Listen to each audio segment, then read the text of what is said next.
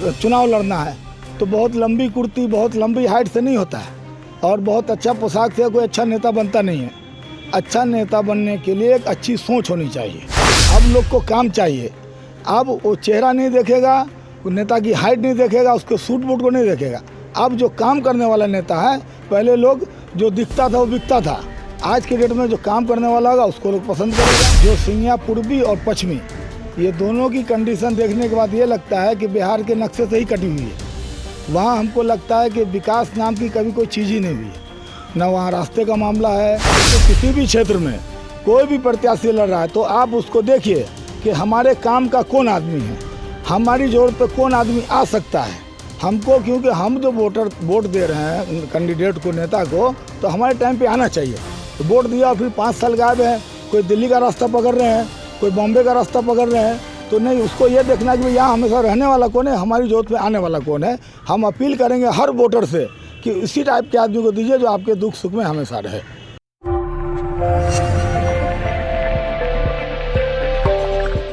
नमस्कार, आप देख रहे हैं द लाइव इंडिया। मैं हूं आफ्ताब आलम। स्वागत है आपका हमारे चैनल पर। पंचायत चुनाव को लेकर द लाइव इंडिया की लगातार कवरेज जारी है और अभी हम आप पहुंचे हैं बिस्फी प्रखंड के क्षेत्र संख्या 11 में। क्षेत्र संख्या 11 से जिला परिषद की उम्मीदवार हैं, इनकी पत्नी हैं आबदा खातून और प्रत्याशी पति हैं मोहम्मद अशरफ अली। सबसे पहले तो आपका हमारे चैनल पर स्वागत है। जी बहुत बहुत शुक्रिया, आपने हमको याद किया। त्रिस्तरीय पंचायती चुनाव में आप अपना भी भाग्य आजमाने के लिए उतरे हैं। सबसे पहले ये बता दीजिए अपना कि ये कैमी बार होगा चुनाव लड़ना आपका, जो चुनावी समय? ये मेरा 2 बार मेरा चुनाव हो गया, 2 बार हम लड़े हैं और 2 बार महिला सीट होने के बाद से मेरी वाइफ लड़ी है 2 मरतबा।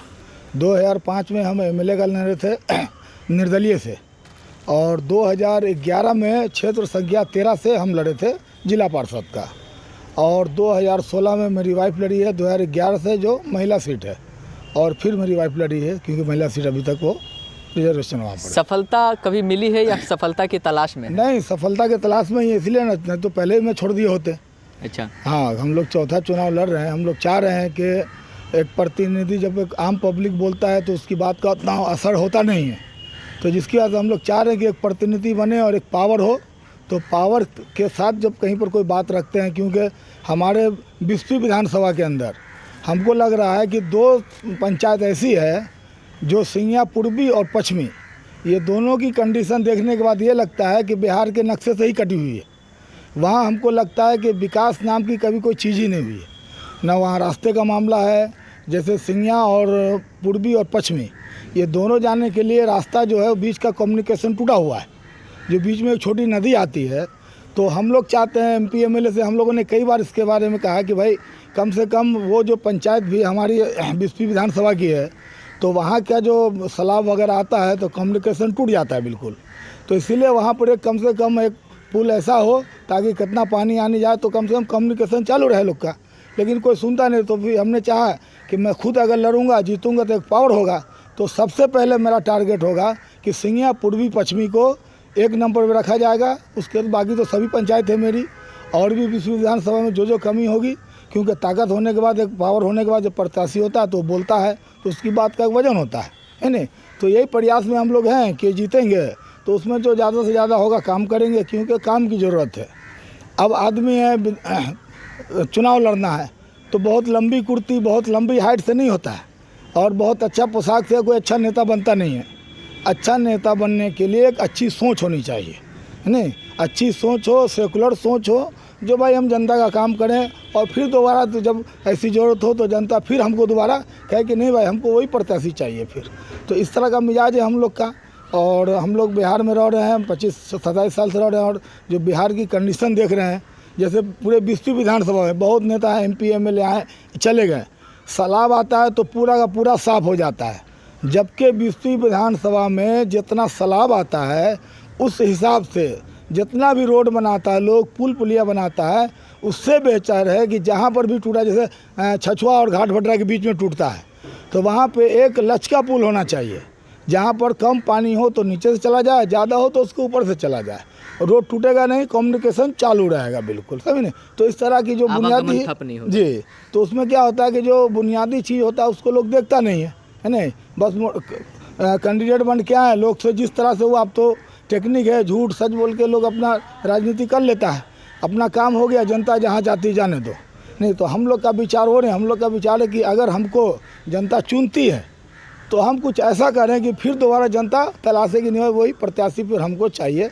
हमको तो काम चाहिए, शकल तो देखना नहीं है।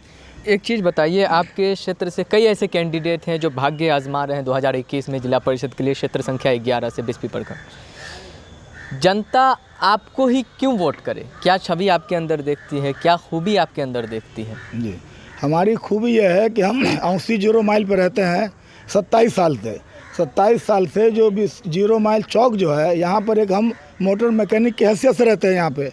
अब यहाँ का मामला है कि हमारे पूरे बिस्फी विधानसभा नहीं बल्कि जाले ब्लॉक, रैका ब्लॉक, केवटी ब्लॉक, कभी कोई तरह का मामला हो गया, कोई रास्ता एक्सीडेंट हो गया, कभी कोई मामला हो गया, तो उसमें लोग हमको कहता है कि भाई आप गाड़ी घोड़ा से जुड़े हुए हैं, तो उसका साधन होता है, आप कोई गिर गया रास्ते पे उसको उठाएं, उसको हॉस्पिटल पहुंचाएं, कोई रास्ते पे यार रह गया, फंस गया, उसको घर, यही सब सेवा करते आए हैं। इस बिना पे लोग को उम्मीद है कि ये आदमी एक मैकेनिक होते हुए कोई प्रत्याशी नहीं है, तब इतनी लोग की सेवा करता है। अगर इसको पावर मिलेगा तो उससे ज़्यादा काम करेगा, बस यही बात है।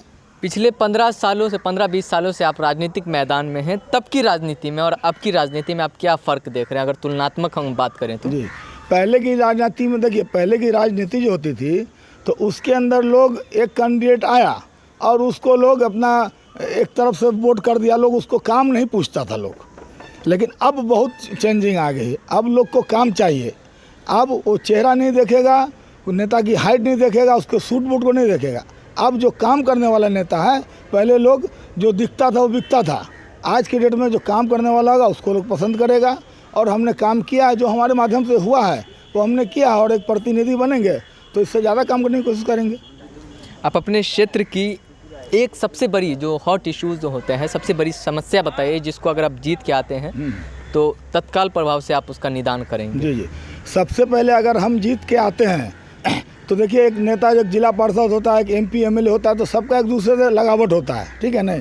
तो हम लोग मीटिंग करके सबसे पहले, एक एक्सीडेंट हो जाता है, अभी एक एक्सीडेंट होकर एक बच्ची मरी थी बांका में, छठ के बयान होकर के, तो वहाँ पे एक पेशेंट पड़ा हुआ है, लेकिन कोई गाड़ी वाला उसको लेके नहीं जा रहा है।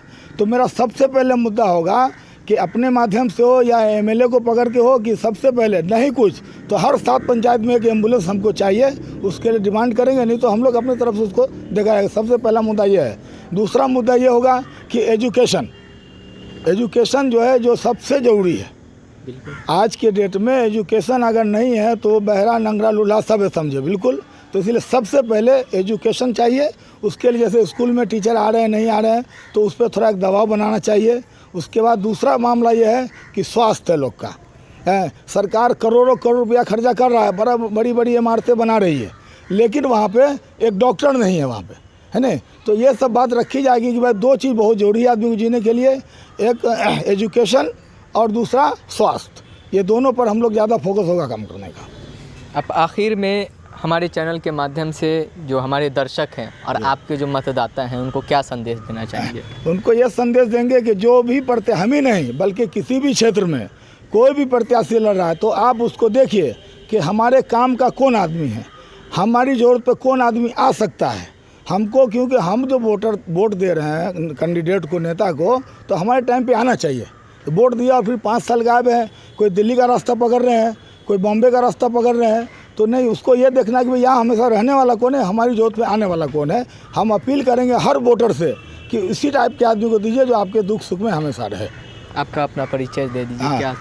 मेरा नाम हो गया मोहम्मद अशरफ, और जिला परिषद कैंडिडेट मेरी वाइफ है आबदा खातून।